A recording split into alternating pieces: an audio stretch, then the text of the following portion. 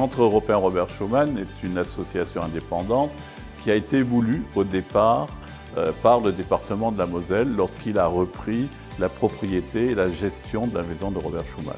Nous avons au sein du Centre européen Robert Schuman la responsabilité de promouvoir l'œuvre de Robert Schuman, de rappeler sa pensée, de rappeler son action.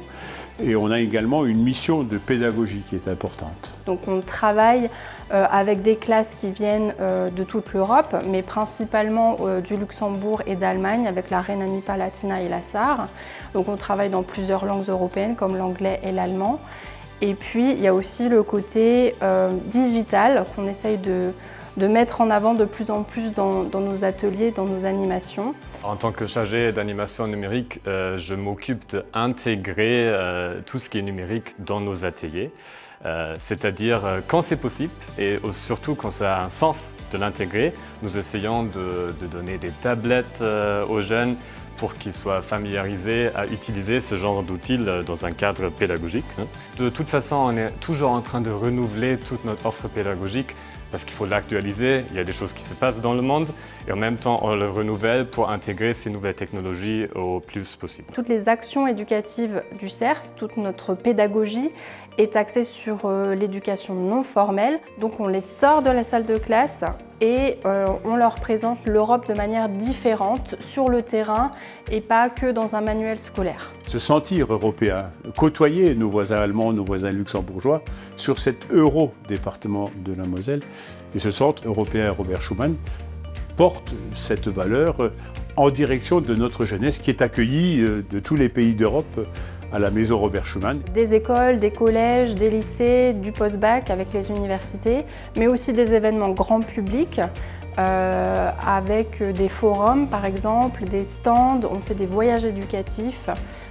Donc tout ça cumulé, ça nous permet de rendre les jeunes actifs dans leur citoyenneté.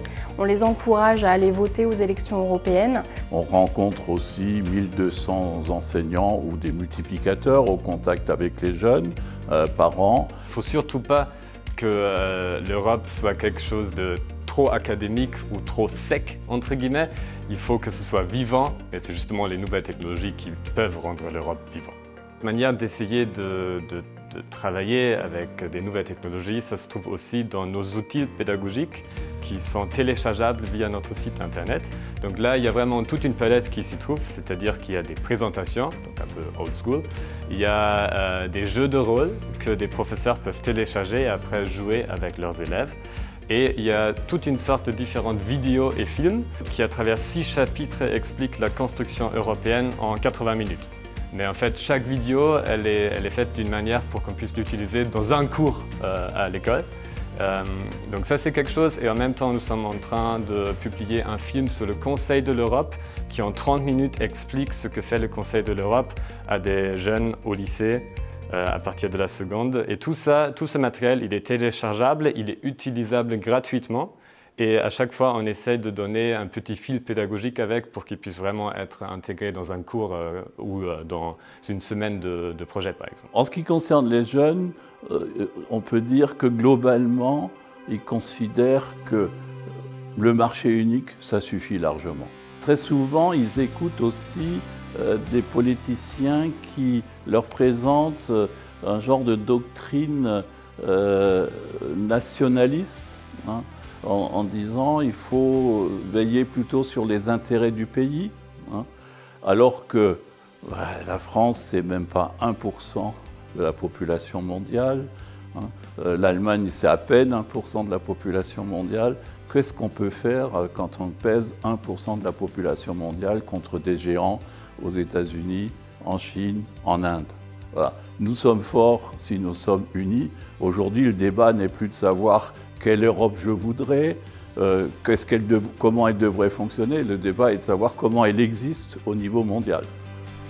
Chaque année, le Centre européen Robert Schuman accueille jusqu'à 5000 scolaires dans ses locaux, de l'école primaire à la terminale, avec à chaque fois des ateliers thématiques, ludiques et didactiques, adaptés à l'âge des élèves.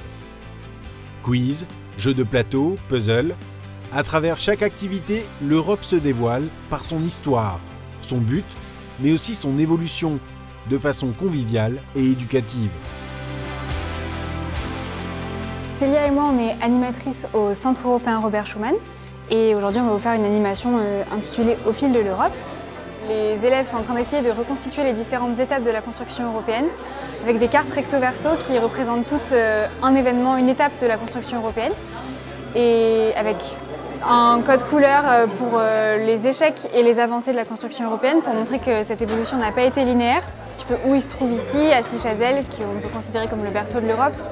Un endroit important où Robert Schuman a préparé la déclaration du 9 mai 1950. Et à partir de cette étape fondatrice, l'idée c'est qu'il reconstitue les étapes de ce qui est devenu l'Union européenne aujourd'hui à l'aide de cette frise chronologique et on circule un petit peu dans les groupes pour les aider si besoin.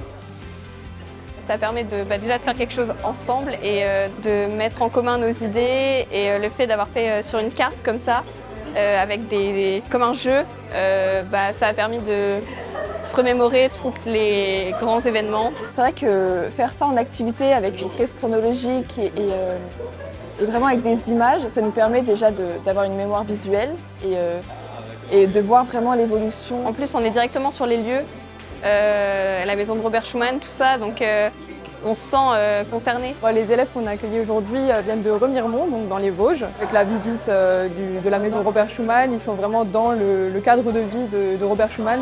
Donc c'est quelque chose de plus personnel que simplement des connaissances scolaires. Je pense que les élèves ont pris conscience du temps que ça a pris pour construire l'Europe telle qu'elle est aujourd'hui. Ils ont pu voir les différentes dates qui ont fondé justement cette Union européenne. Et c'était intéressant pour eux effectivement de faire ces petites activités, etc., d'être actifs pendant ces activités plutôt que simplement regarder une vidéo. Je pense qu'ils ont bien apprécié. Et pour celles et ceux qui souhaitent participer à cette aventure européenne, le Centre européen Robert Schuman accueille chaque année, pendant 11 mois, des volontaires européens dans le cadre du Corps européen de solidarité, un programme de mobilité financé par la Commission européenne. Ces volontaires apportent ainsi aux jeunes un éclairage différent sur l'Union européenne lors des ateliers pédagogiques et font découvrir leur culture, leurs traditions et leur langue aux élèves et étudiants qu'ils rencontrent. Quand les jeunes parlent aux jeunes, rien de plus efficace et impactant pour bâtir une citoyenneté active. Je suis Carla, je suis la volontaire du CERS, j'ai 18 ans et j'ai déjà fait mon bac en Allemagne parce que je suis allemand. Un volontariat, c'est une très belle opportunité pour découvrir notre pays, pour améliorer mon français ou découvrir notre langue, notre culture, trouver des nouveaux amis, d'Erasmus, des nouvelles personnes européennes. Et aussi travailler dans une équipe internationale et dans un cadre international, dans un cadre professionnel. L'équipe d'animation elle est constituée de différentes personnes. Donc il y a par exemple ceux qui font un stage ou un volontariat au Centre européen Robert Schuman, mais il y a aussi des étudiants ou étudiantes de Metz. On vient tous de différents pays. Par exemple, moi je suis allemand, il y en a qui sont français, il y en a qui savent bien parler anglais. Et ça aussi c'est quelque chose qui est vraiment particulier sur les animations, c'est qu'on intervient toujours au moins en duo. Et souvent, on fait les animations en deux langues en même temps. C'est-à-dire, il y a une personne qui parle par exemple en français et une qui parle en allemand. Ça, on le fait souvent quand on accueille des groupes d'échange. C'est-à-dire, il y a une classe allemande et une classe française et on parle vraiment, on change la langue dans la même phrase en fait. Donc, je dirais que c'est vraiment wunderbar d'accueillir ces gens de différents pays, unterschiedliche Kulturen.